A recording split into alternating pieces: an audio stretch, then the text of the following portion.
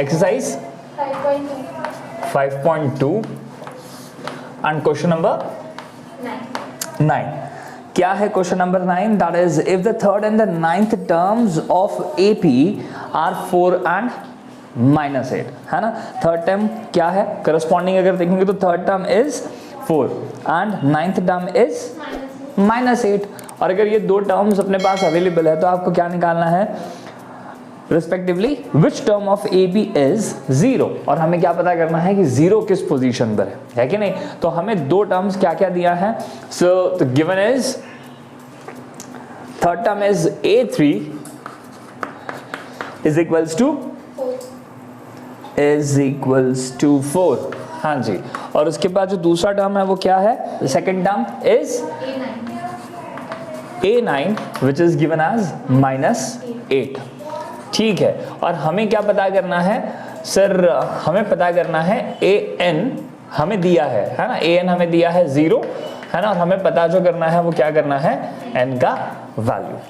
ठीक, बिल्कुल श्योर है. इसमें कोई दिक्कत वाली बात है. जो लिखा है उसमें कंफ्यूजन है. सर हमारा an 0 क्यों है, इसमें कोई कंफ्यूजन है. जो दिया होता है एज अ टर्म हमें दिया होता है तो हम उसे क्या मान लेते हैं कि ये कौन सी पोजीशन पर है, nth पोजीशन पर है.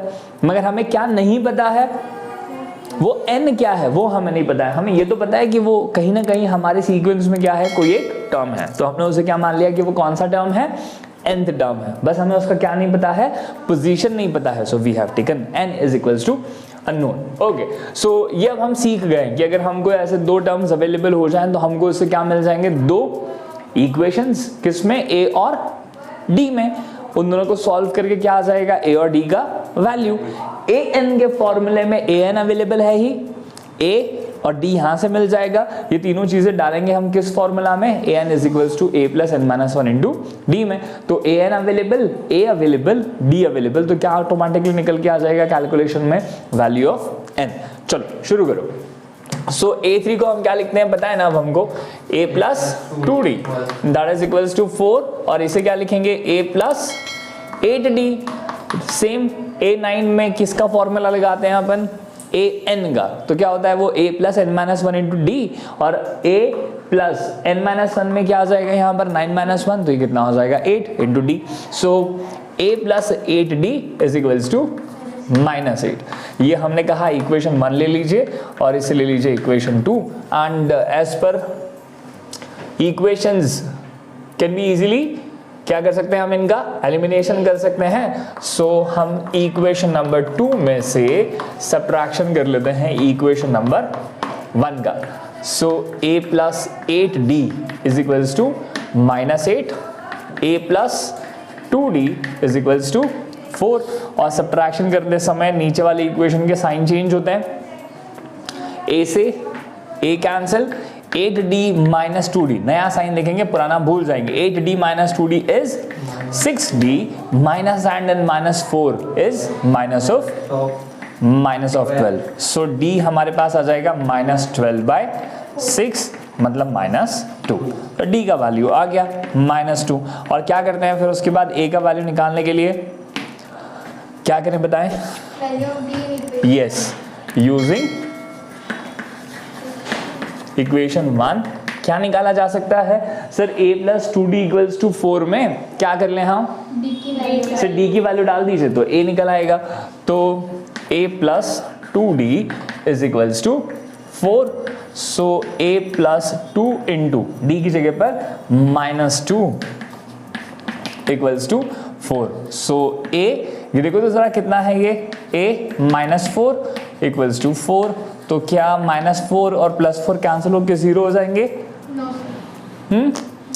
-4 + 4 नहीं 0 नहीं होंगे. क्यों, क्योंकि ये पुल के इस साइड है, वो पुल के उस साइड है सर. सो उधर जाएगा और ये पहले 4 + 4 होंगे and that is a is equals to 8. ठीक है सर, हमें ये भी पता पड़ गया है.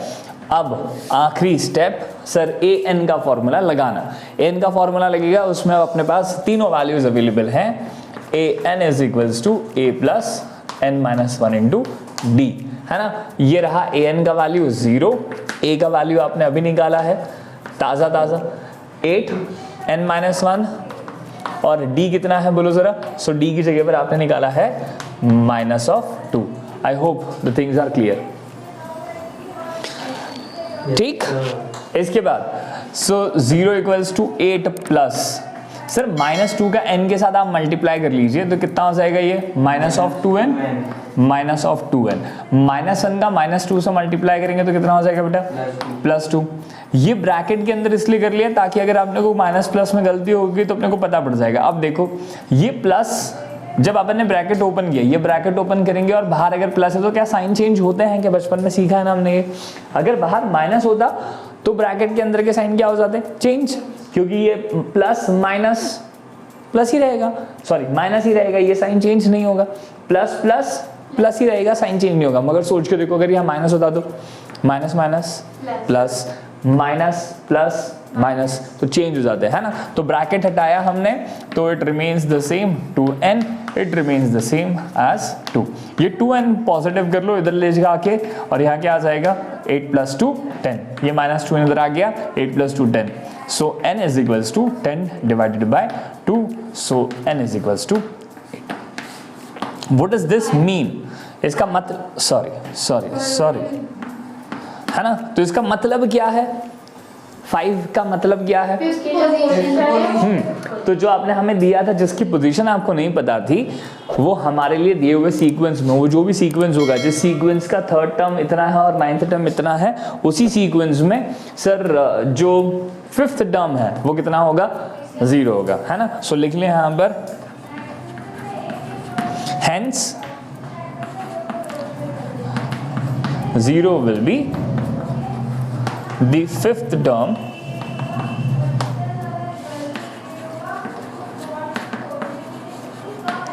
of